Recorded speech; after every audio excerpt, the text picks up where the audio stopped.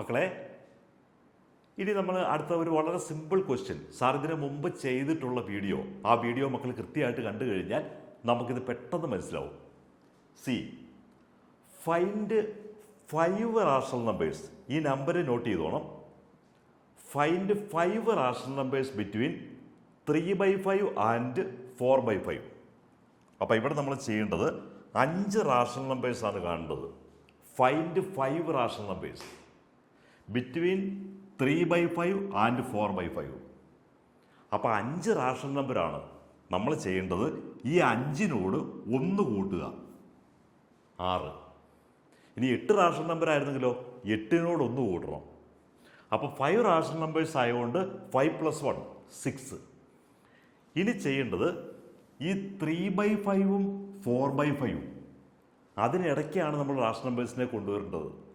അപ്പം നമ്മൾ 3/5നോട് 6/6, ഈ 6 എടുത്തിട്ട് 6/6 മൾട്ടിപ്ലൈ ചെയ്യണം.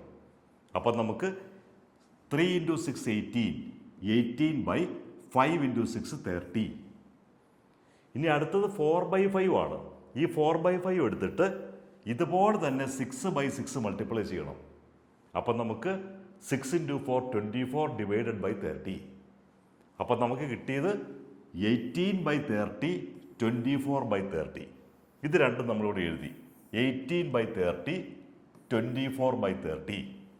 ഇനി ഇതിനിടയിലുള്ള നമ്പേഴ്സ്, ഈ 18നും 24നും ഇടയ്ക്ക് 19, 20, 21, 22, 23.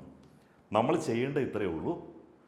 18നും 24നും ഇടയ്ക്കുള്ള 5 നമ്പേഴ്സ്, ഈ 5 നമ്പേഴ്സിനെ നമ്മൾ 30 കൊണ്ട്, ഈ കാണുന്ന 30 ഇല്ലേ, ഈ കാണുന്ന 30 കൊണ്ട് അങ്ങ് ഡിവൈഡ് ചെയ്താൽ നമുക്ക് 5 റാഷണൽ നമ്പേഴ്സ് കിട്ടും.